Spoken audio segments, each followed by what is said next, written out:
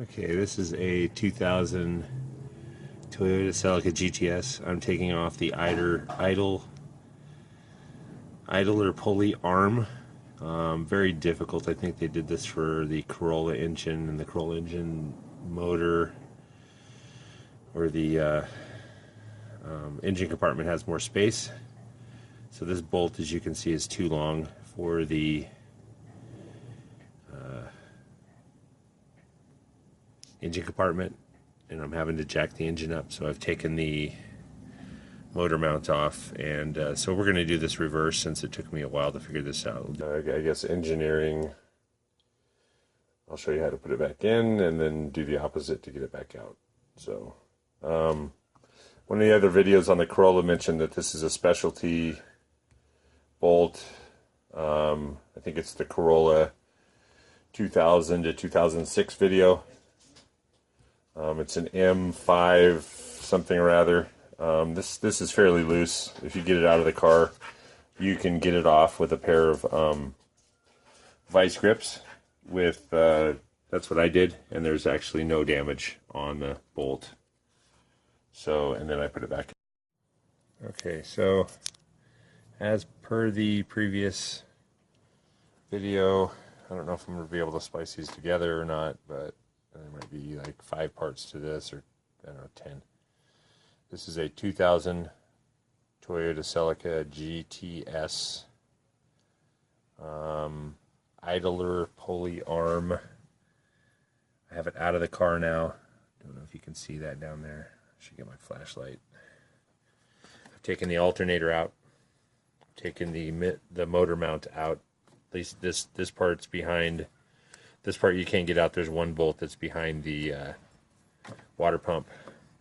And then I've jacked the engine up.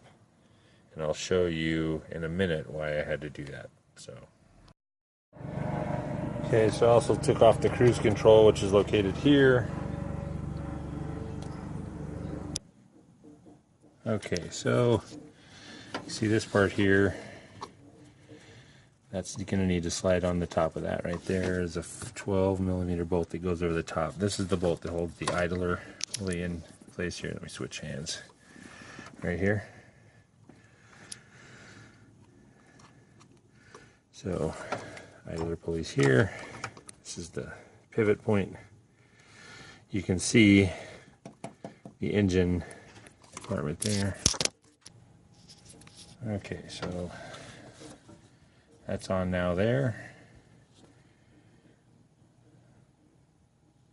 That's why I had to jack the engine up to get this to clear this wheel well right here. So there's a ridge here. Don't know if you can see that right here.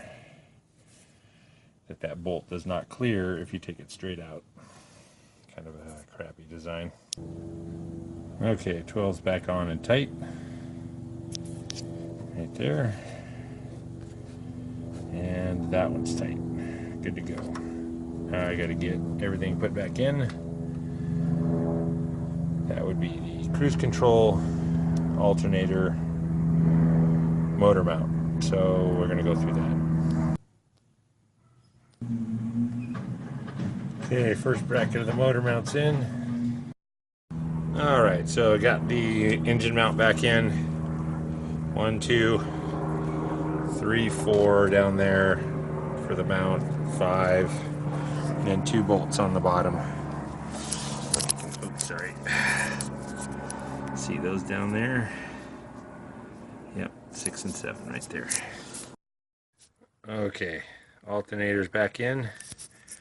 2 bolts here, and 1 underneath there. Okay, so that's back in. I got to connect all the connectors. Put the alternator wire back on here. 1 more 10mm up top here. Right there, at the top of the alternator. And I'm almost ready to put the belt back on. All those are tight.